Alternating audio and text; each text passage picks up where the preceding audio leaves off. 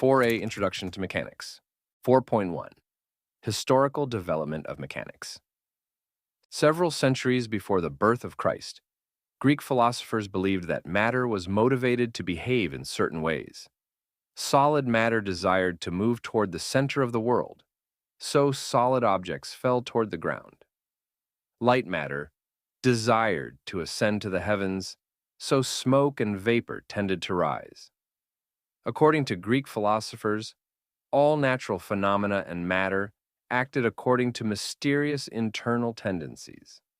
Because of the presuppositions inherent in their model of the natural world, most Greeks, including Aristotle, could not conceive that inanimate physical principles cause natural phenomena.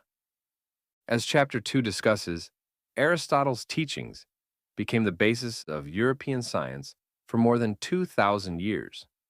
One of the first to successfully challenge the Aristotelian worldview was the Italian scientist Galileo Galilei.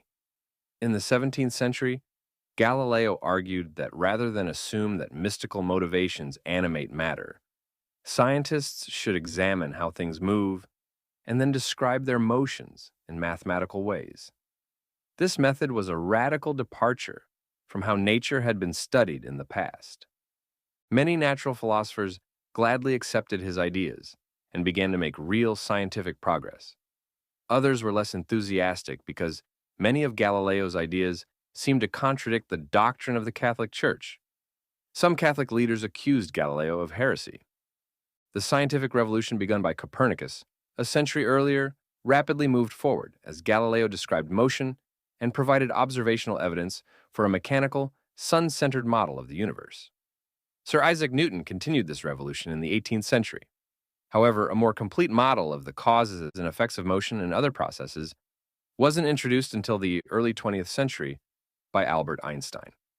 The modern study of motion, called mechanics, is based largely on Newton's three laws of motion and his law of universal gravitation. Today, physicists split mechanics into three parts: kinematics, the description of how things move; dynamics, the description of what causes things to move; and statics, the description of how stationary things react to pushes and pulls. As you study mechanics, you will encounter many terms and concepts that are familiar to you. However, you may not have a sound understanding of what they mean. Before exploring the fascinating world of kinematics, you need to understand the key terms of mechanics. You will also learn how engineers use the laws of motion to improve vehicle safety, especially for children. 4.2 Physical Systems. In mechanics, as in nearly all of science, scientists must first clearly define what they are going to study. This helps them decide what factors they must take into account, both in their experiments and in any scientific models they develop. They mentally construct a boundary that clearly defines the limits of the objects or processes they are studying. The boundary may be an actual surface, such as the walls of a container, or it may be an imaginary box. Everything inside this boundary is called the system. All processes, forces, and immeasurable properties originating within the boundary belong to the system. Everything outside the boundary is the system's surroundings. In most cases, scientists are interested in how the surroundings affect the system. A system can be anything you are studying. Some examples include a baseball, a pot of water, a volume of air, an elevator cab, an airplane, a light bulb, or even your body. For our Dominion science problem, the system under study is a child traveling in a car. In mechanics, we can identify the pushes and pulls on a system and then observe how the system responds to these influences. In the discussion of kinematics later in this chapter, the system and its boundaries are clearly identified so that you can learn how to identify them for yourself. After studying dynamics in Chapter 5, you will be able to recognize the system of interest within its boundaries and the causes of motion imposed on it. 4.3 Frames of Reference. American pioneers often crossed stretches of deserts on their westward journey. Sometimes a group of travelers lost the trail and wandered until they ran out of water and died in the arid wasteland. A waterhole might have been just a few miles away, but without landmarks to guide them, people were often misled by the vast, trackless desert. In kinematics, we need landmarks to anchor our observations. Without them, our studies are as futile as the lost pioneer's wanderings. Physicists call such landmarks points of reference. A point of reference is nothing more than the stationary location from which we choose to make our observations.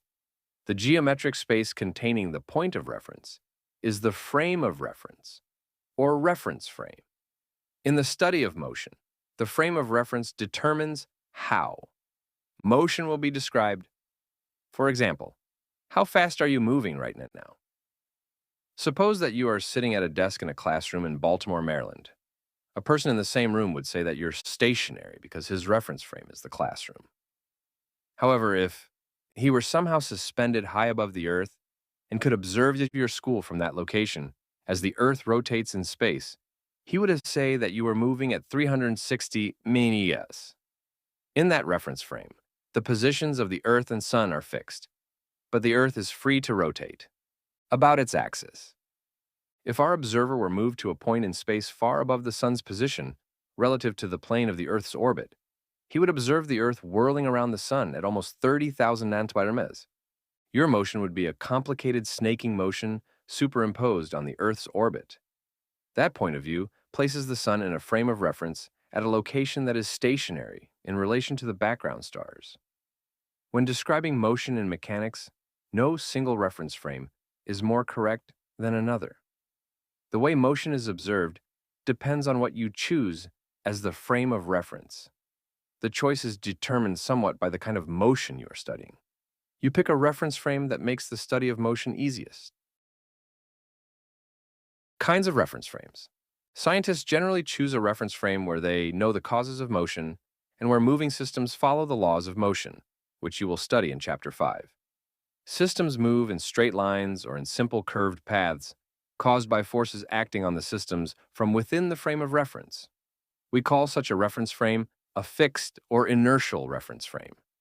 We assume such a point of view is stationary, even though it may actually be moving at a constant speed in one direction.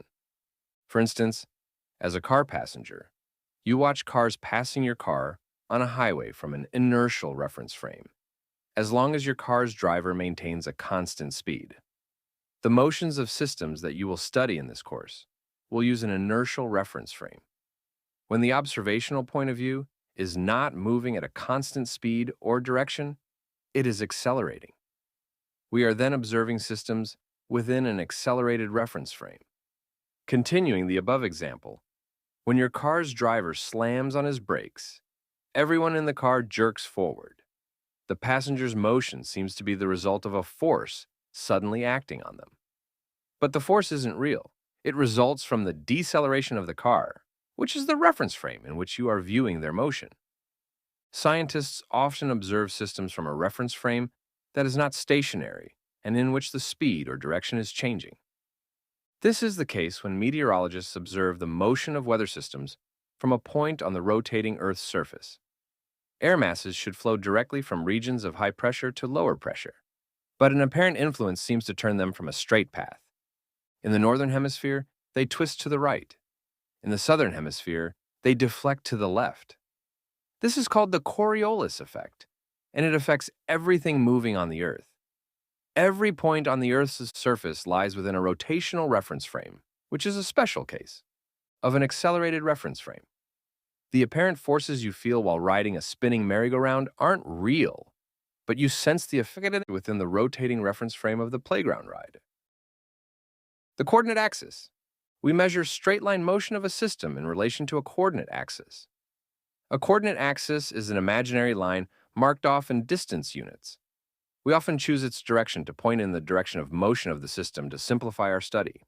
A coordinate is a value of the system's position along the axis.